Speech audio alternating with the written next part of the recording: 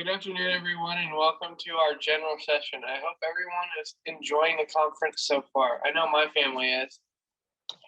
Yes, we are. Conference has been going great so far. Hope everyone is getting a lot of great information.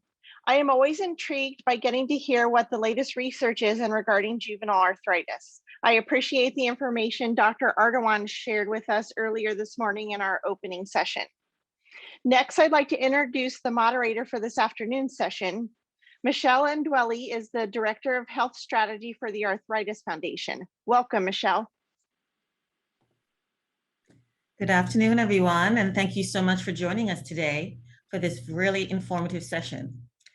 It is my pleasure to introduce Dr. Wilbur Chen.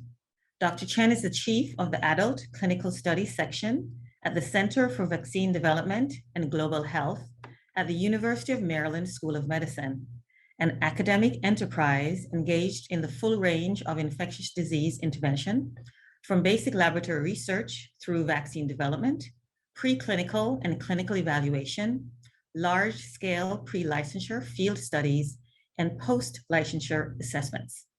Dr. Chen is also an active investigator within the National Institute of Allergy and Infectious Diseases supported Vaccine and Treatment Evaluation Unit, which is comprised of 9 academic centers throughout the United States. Dr. Chen is incredibly skilled and really an expert in this topic. And so we really are getting a lot of information from someone who is kind of in the trenches as it relates to COVID. And so he will speak on COVID, the variants, the vaccines, and the juvenile arthritis family. Throughout the presentation, we're going to ask you to submit your questions in the Q&A. Many of your questions will likely be answered by the presentation, but we will have time for some questions, and we will try to deal with as many of them as we can in the time that we have allotted. So Dr. Chen, welcome, and thank you so much for joining us. Well, Michelle, thank you so much for having me. And good afternoon, everyone, and good morning. Thank you for inviting me into your bedroom, your living room. Hopefully you're not connecting through your closet, but I do have some friends that that was the only room left. So these are the COVID times. Let's go to the next slide. What I'd like to do is talk about COVID-19 in the context of the globe. And I'm a global health person, and I've been dealing with infectious diseases all of my career. It seems like every year there's something new for me to have to worry about. And it's because we as humans kind of encroach more and more into nature. And as we do that, we have more interactions with animals and others where there may be other viruses or other bacteria that are there that we humans can pick up. So it's an ever-present threat. And this is our current threat right now. Next slide. So this is our pandemic. I think we're 1.5 years and counting, actually 1.7 months now. 1 year and 7 months. And it's been since December of 2019, if you can believe it, that we've been in this pandemic. And this is from, a visual from the New York Times, but it gives you an idea of what here in the US, the number of cases that we've been going through. And of course, this past winter was the largest surge of cases, and that was the case as well all throughout the globe. We're now in the summer and we're getting over it, but it looks like that there's a little bit of an uptick right now that we are concerned about. And I'll talk about that a little bit in the talk today. Let's go to the next slide. So first, I'd like to cover, we've been talking about COVID-19 in the lay press. You read about it, you see it every day, and you hear about these variant viruses. And I thought I would just address that because a lot of people have questions about these. Well, these viruses, again, they replicate from human to human, and they have to, kind of make more copies of themselves. And each time they make copies, there is a chance, a small chance, of them to make errors. These are those mutations. But of course, if you're talking about billions of copies of this virus in a particular person, and then it goes through billions of humans, that you can have lots of these mutations occur.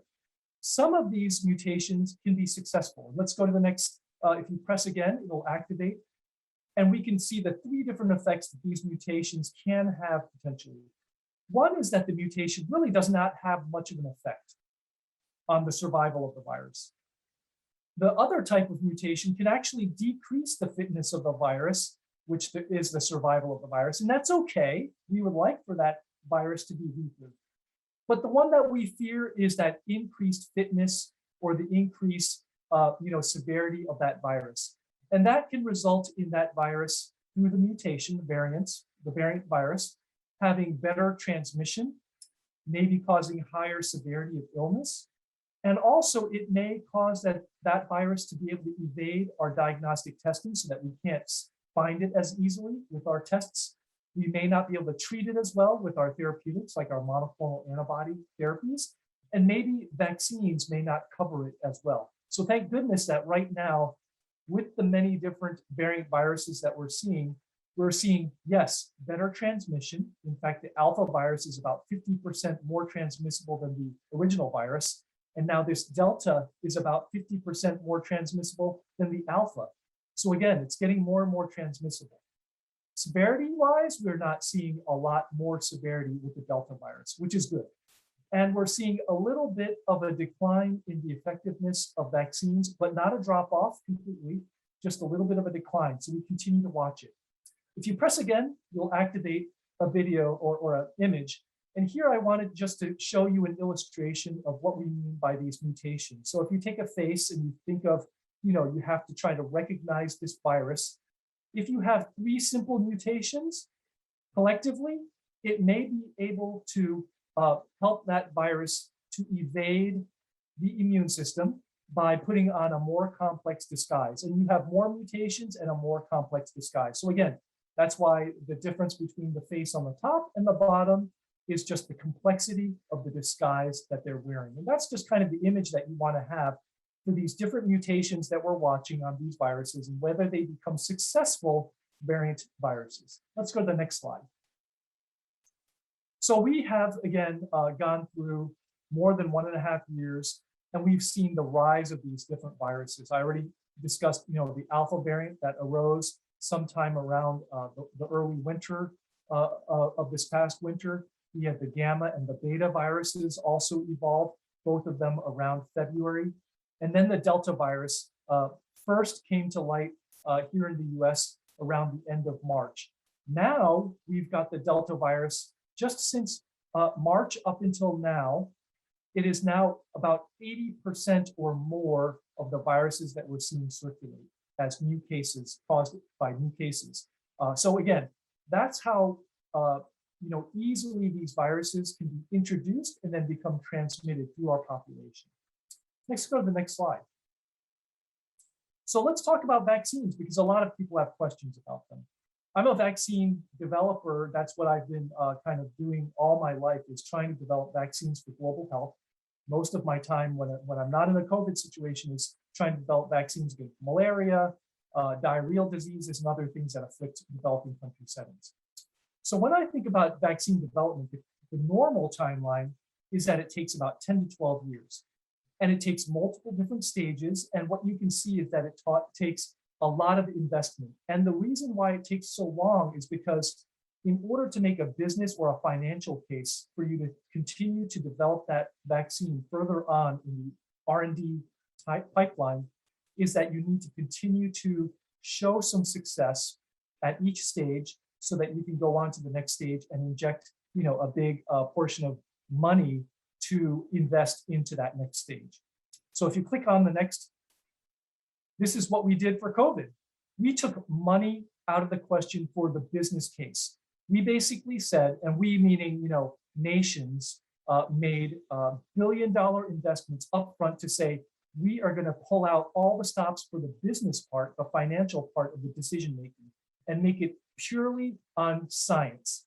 And we're going to go through all of the stages. We're not going to skip through any of the stages, but we're going to be able to go through these stages without having to pause and make a business case scenario. So we rapidly sequenced, we knew the genetics of this virus really early on in January of 2020, and we're able to put it into the pipeline for preclinical development and get it through the phase 1.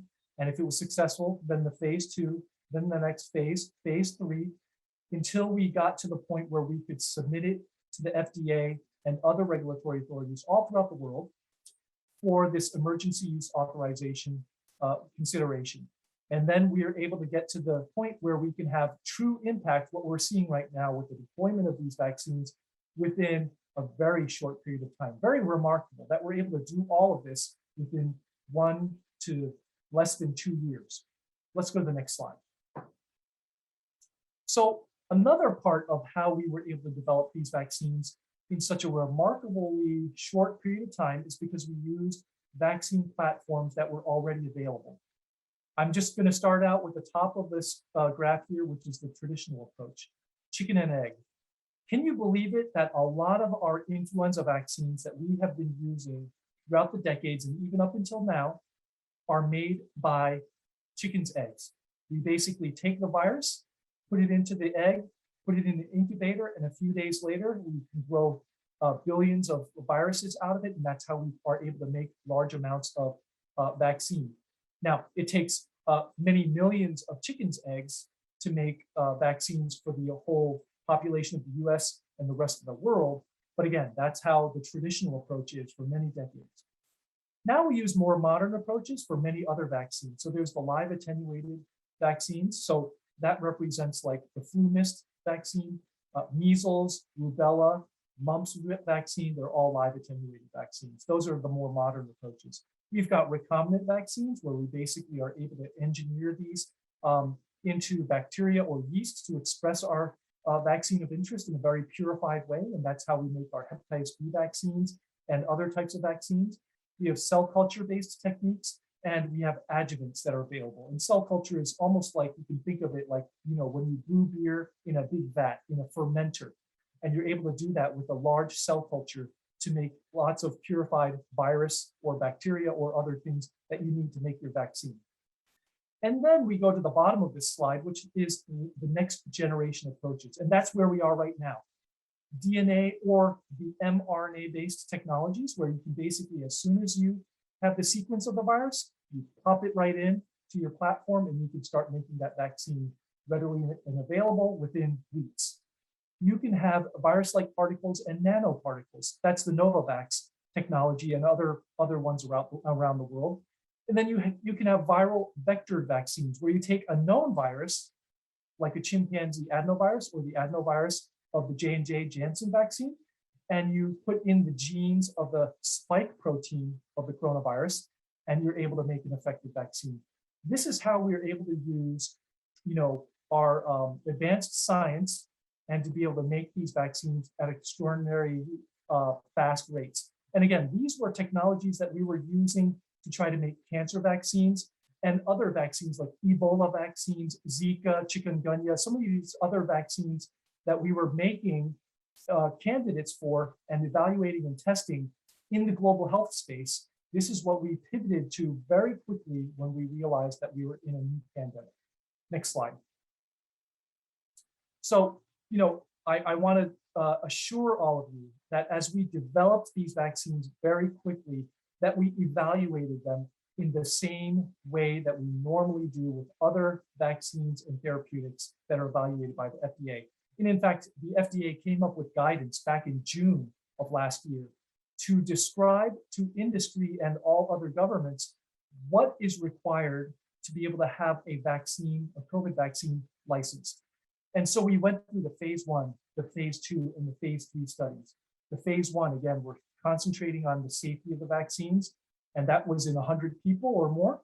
And as long as they were successful, they went on to the next phase, the phase 2, where we continued to look at the safety and then the immune response, and that's in thousands of people. And then we get to the phase 3, where we look at finally the efficacy of these vaccines, and that's in tens of thousands of people.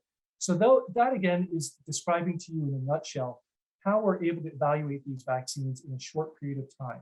But we didn't skip any of the processes that are necessary to evaluate the safety. Next slide. So we did evaluate these vaccines in tens of thousands of people. But what can we say about the vaccines before they're approved? And what can we not say? Okay, because we didn't have to wait for 10 years to evaluate these vaccines before we knew that they would be of value to deploy to combat our pandemic.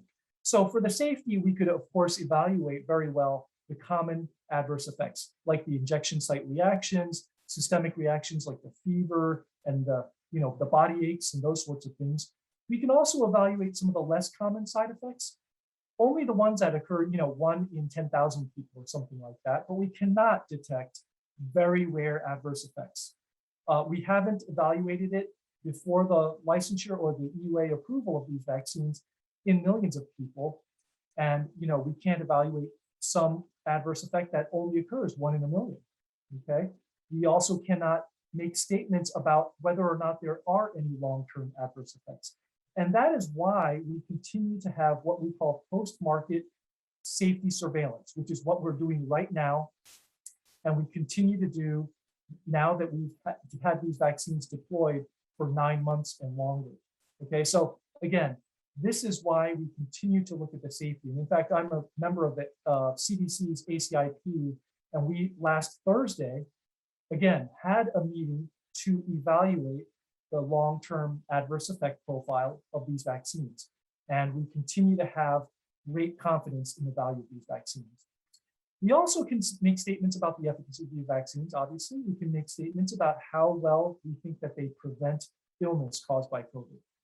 Now, we can't make comments early on after these studies about whether or not they prevent asymptomatic infection. Now we can, but early on we could not. We couldn't make statements about how long they provided protection. Now we can. Now we can say, we have evidence that they provide protection for at least 9 months now and counting. We continue to watch for this. And we are not able to tell you about differences in subpopulations. So again, people who are on immunomodulating therapies, we could not tell early on how much they were protected. Now we can, and I'll give you some slides that try to summarize this information. Let's go to the next slide. So what do we mean by vaccine efficacy? Because a lot of people throw these terms around and may not really fully understand what we mean when we throw them around. A lot of people, when they talk about efficacy, are talking about in the studies that we said, how much does it prevent moderate symptoms? That's the fever, cough, sore throat, chills, those sorts of things, and a positive lab test. Now, that may not necessarily be always the same as what a ICU provider or a medical provider wants to know about the efficacy. We want to know, and this is in red here, you can look at the bullet points, if it prevents hospitalization or death. And we're seeing these vaccines that we're deploying, no matter what the efficacies that you're seeing above for all the different vaccines, is that they all provide high levels of protection against hospitalization and death. And that is very encouraging to me. We also were not able to tell early on about whether or not it reduces long hauler symptoms. And there's a hint of that. We continue to look out for studies that will show us that it prevents long hauler symptoms. There's even some studies that show that it shortens long hauler symptoms. We want to know whether or not these vaccines prevent transmission or asymptomatic disease, how long they protect, and again, we want to see if they protect against these variant viruses that we're very concerned about. Let's go to the next slide. All right, so there's a lot of vaccines that you hear about, and if you read the international literature or watch the international news, you hear about even more that are all throughout the world. So we have on the top, table, the Pfizer, the Moderna, the J&J. We've been watching out for the AstraZeneca, but we haven't seen it yet introduced to the FDA, so we haven't used it here in the US, but it is worldwide being used. We also are hearing about the Novavax trials that are being completed, and hopefully we'll have that as a vaccine. But all throughout the world, we have other vaccines made by the Russians, the Chinese. In India, again, a lot of global partners are necessary for us to be able to make vaccines all throughout the world, because we're all in it together. We can't get out of this pandemic alone. And so you're seeing a lot of different numbers about efficacy, and those are the numbers that I'm showing you here. But again, those are the efficacies against moderate symptoms. And again, I think what we do also want to concentrate on is whether or not they continue to protect against hospitalization and death. So again, if you just have a little bit of a cough and a sore throat and you get over it after 3 days, am I going to be as concerned as a vaccine that does not, let's say at the same time, it does not prevent against hospitalization and death? I would say that that's not really a very effective vaccine.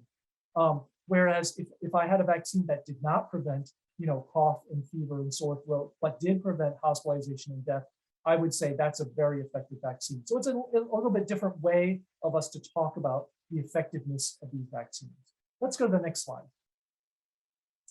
All right, so here's, really the crux for maybe those of you, again, this is a juvenile arthritis meeting. And of course, so we're all dealing with people in our families, loved ones, who have an autoimmune disease that, again, requires them to be on some medications. And they may be severely immune compromised or moderately or mildly immune compromised. And we should recognize that a lot of the immunotherapies or a lot of the treatments that we have really can be variable. So for transplant patients, they have to be on very potent immunotherapies, very immune suppressive. For cancer, we can have people who are very immune suppressed, but they may recover from that. So it might be a short period of time. So that's why you're seeing the variability of the vaccine response of these different populations. For dialysis patients, these are people who, again, are on dialysis, they have kidney failure, and they have pretty good responses to vaccines. Here we see this one slide here, and this is just summarized from some articles that I show you on the bottom there, if you want to look at those links to look at the actual article itself. But it's variable anywhere between 74 to 100% responses with vaccination. And again, that's largely dependent on how potent the immune suppression is that person is on. But that is heartening to know that a lot of the rheumatic therapies that we use are not super potent suppressives. Let's go to the next slide. So let's talk about it a little bit more, because the American College of Rheumatology actually has guidelines that tries to talk about how we should manage therapies and whether or not they are so immunosuppressive that we need to hold off on them temporarily so that we can allow our patients to have better responses to vaccinations. So again, if you're just on, say, acetaminophen or some NSAIDs like ibuprofen, or maybe you're on hydroxychloroquine or some lower dose steroids, again, you can see that there's really no role, no need for us to withhold those medications because they do not really modulate the response to vaccines significantly. Again, people who are on those therapies do not need to worry about vaccine responses being super blunted. However, if you're on methotrexate, a JAK inhibitor, a Batacept, some cyclophosphamide or rituximab, this is the B-cell inhibitor, then there is much more potent immunosuppression, and there is this guidance that we need to hold it for 1 or maybe 2, 3, 4 weeks, again, based on how immunosuppressive that therapy is. Okay, so your rheumatologist should talk to you individually about this, but this is to give you an idea of how we think about these drugs and how they affect the immune response. And again, in line with how you might respond to vaccination. Next slide. So there are a lot of other special concerns that I get asked a lot about. So this is kind of a common FAQs slide. So a lot of people ask about whether or not these vaccines, these COVID vaccines, will genetically manipulate you, or will it cause it to have an effect on future fertility? I get that asked a lot. And so no, these vaccines do not affect the genes. They will not affect fertility. For women who are breastfeeding or who have young infants, again, it will not cross over and affect the infant in a detrimental way. In fact, breastfeeding women will potentially pass on some protection to the infant through breastfeeding of milk with those antibodies. Now, some people ask, oh, well, we made these vaccines so fast that you must have skipped over safety. So again, I think I went over that, but all of these vaccines went through vigorous testing, and I want to assure you that we have what we call post-authorization or post-marketing safety testing that's ongoing. And we even, met last week to discuss that in full. Okay, doc, there's a lot of other things in these vaccines. I don't trust that all the ingredients are there. There's preservatives and other things. Maybe there's a microchip in there even. So again, I want to assure you that all of the vaccine components are really very well known. In fact, most of them are the same ones that you find in a lot of the licensed pediatric vaccines that are out there. Okay, and I get this from a lot from some religious faith people who are concerned about pork products and those sorts of things. And again, there is no porcine gelatin that I know of that are in these vaccines. So there should really not be that religious reason for not receiving these vaccines. And then the final one, I think, again, is these vaccines were using cell lines that were created from fetuses, aborted fetuses. And yes, that's true. These were cell lines that were created in the 1960s, and the latest one was in the 1980s. And that was from an aborted fetus then.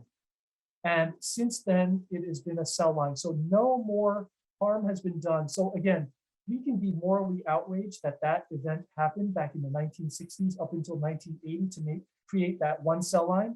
But once it's been done, we need to understand how these are very important tools to be able to make vaccines. And in fact, these vaccines, again, for the cell culture of these vaccines, we need to be able to use cell lines that have been created. There are alternate cell lines, and so some of them use alternate cell lines. But again, I want to acknowledge that we can be morally outraged, but at the same time, accept the fact that these vaccines are going to be life-saving. Next slide. So I again want to acknowledge that there are adverse effects with these vaccines. And some of the ones are the ones that you're hearing about, but I want to assure you that they are rare. So I heard about blood clots in the setting of low platelets, and they were associated with the AstraZeneca and the J&J vaccine. Well, let me just put this into context. It was about 3 to 4 cases per million doses of vaccine given. Okay. Now, with a COVID-19 infection, it's a little bit too small for me to read there, but you can see that there are many tens of thousands of cases per million infections of COVID-19. Again, you can see that smoking in and of itself can cause these blood clots as well. And you can see that more than 17,000 per 10 million. So again, I want to assure you that let's put this into context that these clots can happen, but they're very, very rare. Anaphylaxis, I heard about that with the Pfizer and the Moderna. Well, again, it's a handful of cases per million doses that have been given. And if you talk about some of our common medications that we use as physicians, we also see anaphylaxis rates at similar rates as well. So again, I want to assure you that we are looking at these adverse events. We're trying to report them as truthfully as possible, but let's put it into a little bit of context so that we don't get out of hand with being too alarmed about these. Next slide.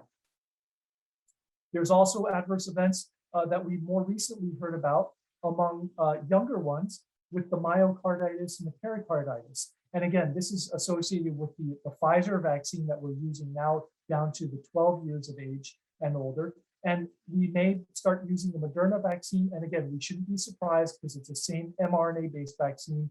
And we're seeing that we're having these events, but they are very rare. Again, we've had less than 600 confirmed cases out of more than 3 million doses that have been given. So if you look at that slide, and it's mostly among males, young males, less than 30 years of age, and it's usually after the second dose of vaccination. And again, if you develop these symptoms and you get medical care, it's largely mild and it's largely something that you recover from after a few weeks of rest. So it's not something that is, again, I don't want people to be alarmed. But what you can do is you can see that for people who are vaccinated, males who are vaccinated, for every million doses that we give, we can prevent 5,700 COVID cases. We can prevent more than 200 hospitalizations and 72 ICU stays and 2 deaths. And on the other side, yes, we will have myocarditis cases of about 50 to less than 70 cases of this myocarditis. So again, let's try to weigh the risks versus the benefits.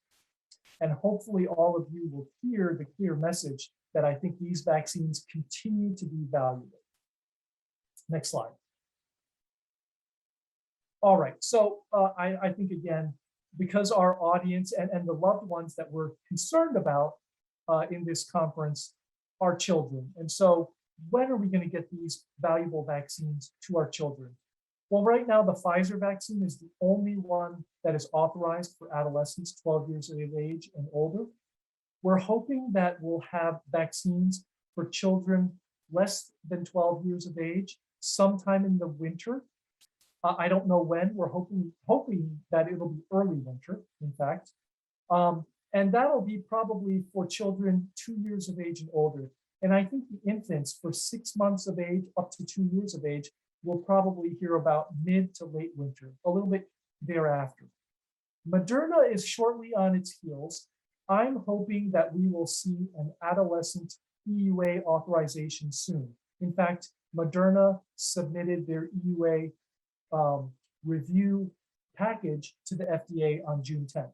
Now we're at the end of July, so it's been over a month now.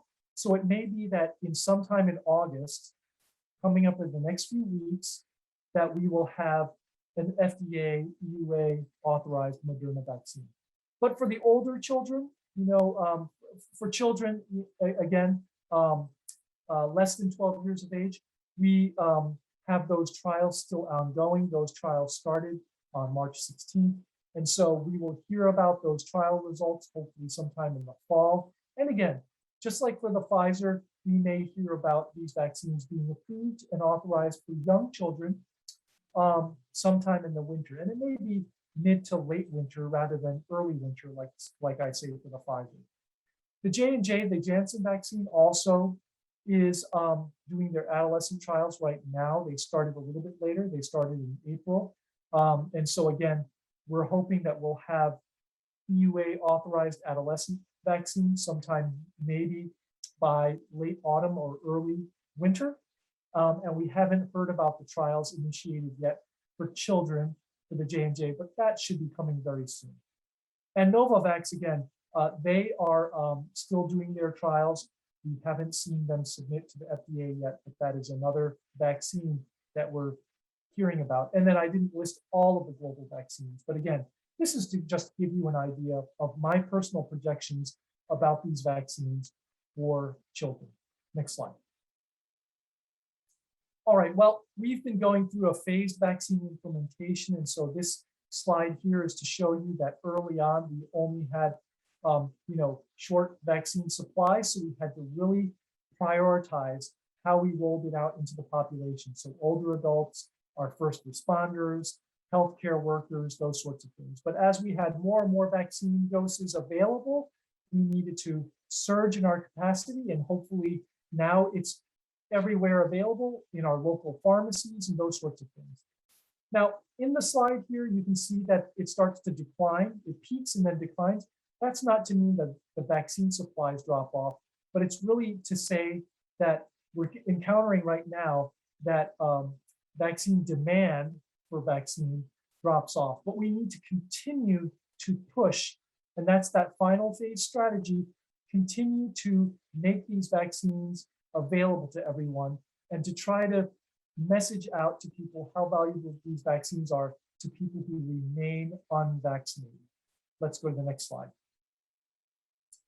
So, uptake of these vaccines really depends on the perception of value. And so a lot of people remain vaccine hesitant or remain on the fence. They remain having questions. And so the risks, the reasons why people may be holding off on getting those vaccines are because they're worried about some of the side effects. And again, we do know those side effects. They're pretty much short-term, they're self-limited. We know about some of the rare ones that I described to you today, but a lot of them are treatable. Yes, they are severe, but as long as we recognize them early on, we can treat them. We can make sure that people recover from them. The rare blood clots, for example. Now, there's time lost for making your vaccination visits, and that's why we want to make sure that these vaccine clinics are readily available in your local community, so you don't have to drive hours away to, if you live in a rural area, to get vaccinated. So that's trying to take away that perceived risk the trouble of that vaccine. And of course, the last thing that we're working on, we continue to work on, is fear or suspicion about these vaccines. And primarily it's about, whether or not there are other lingering long-term or serious side effects that we haven't seen yet. Again, we've deployed hundreds of millions of doses of these vaccines. So I think that we've covered it pretty well about the side effects that we're going to see. On the other side, I think I've already described to you a lot of the benefits of these vaccines, that you're getting that direct benefit. And for the unvaccinated, again, children that can't get vaccine right now, let's develop that cocoon of protection around them, the indirect protection. We want to spare healthcare costs, of course, and illness. We want to increase our work productivity so we can continue to be in work and open up all the business sectors and make travel safe through vaccination. We want to enhance health equity. We can even stabilize societies all across the world. And so all of this hopefully is to create a message that we should have confidence in these vaccines. Let's go to the next slide. And so what's my predictions? Well, right now we're in the summer. We're making these vaccines widely available. We're trying to make sure that all of our adolescents around us are getting vaccinated. And as soon as we have children's vaccines available in the fall, we're going to start vaccinating them, I hope. Hopefully, we'll continue to have the ability to have in-person classes because we all value this as educators to have in-person classes. We may still have to have universal masking. And I think that I would encourage all of us to have that posture that we don't want to drop our guard. We know that these viruses are through exhaled breath, through aerosols. And so let's address that. Whether we're vaccinated or not, even if we're vaccinated and it's a smaller risk, not zero, much, much smaller, yes, and that is valuable. But again, let's continue to protect our children in classes. And in the wintertime, we may have spits and spurts of surges, and we may have to have strategic short-term closures of certain areas to get a handle on it, to do contact tracing. But again, I hope that we can continue to get through this pandemic through vaccination as we are able to deploy these vaccines throughout the world.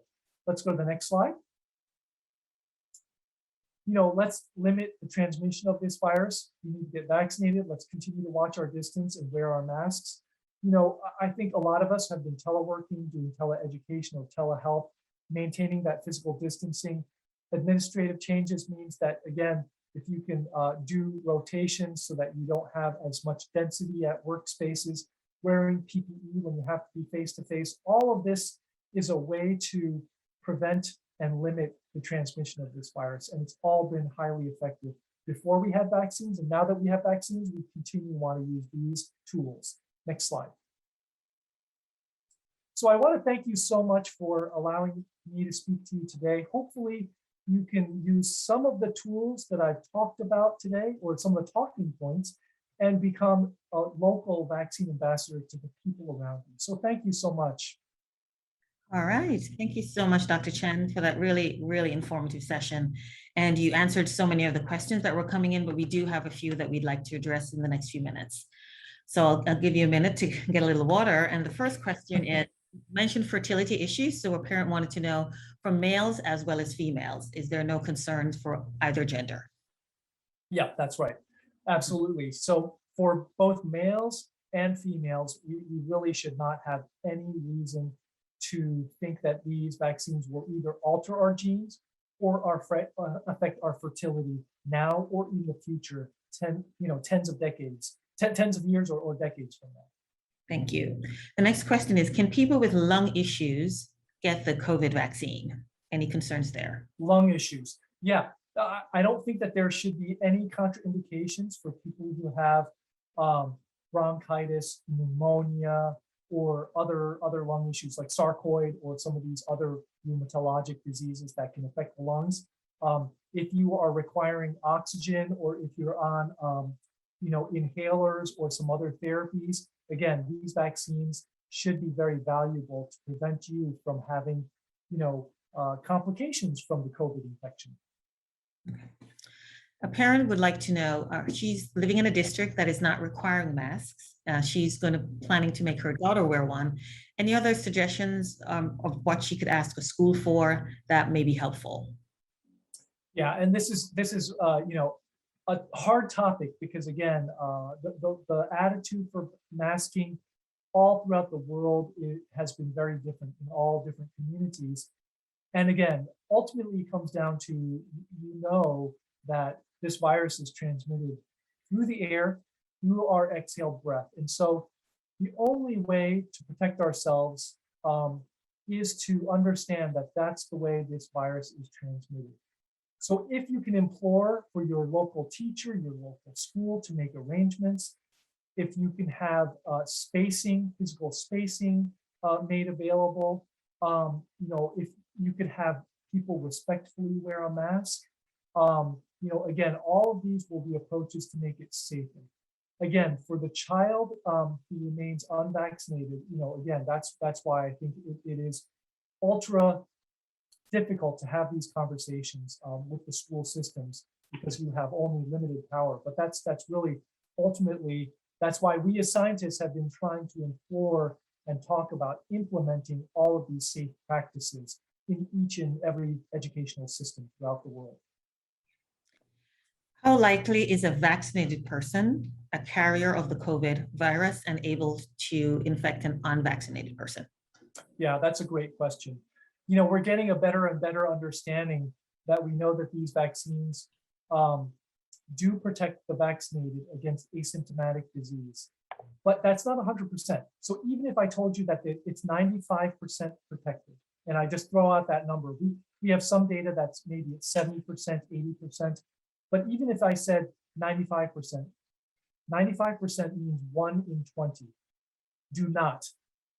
So again, that's still a pretty high odds, even though that 95% sounds like really good protection of being able to be infected and not even knowing it and transmitting it to other people, especially if you're talking about a population of tens of thousands of people around you.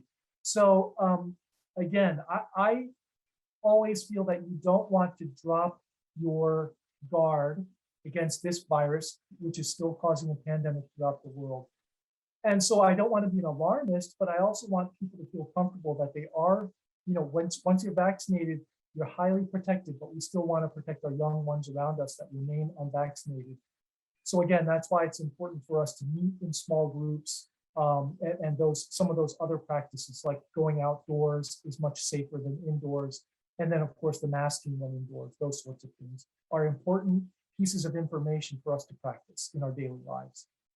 The next question is, as it relates to flares and autoimmune diseases, what have you been seeing with regard to post-vaccination flaring for people with rheumatic diseases?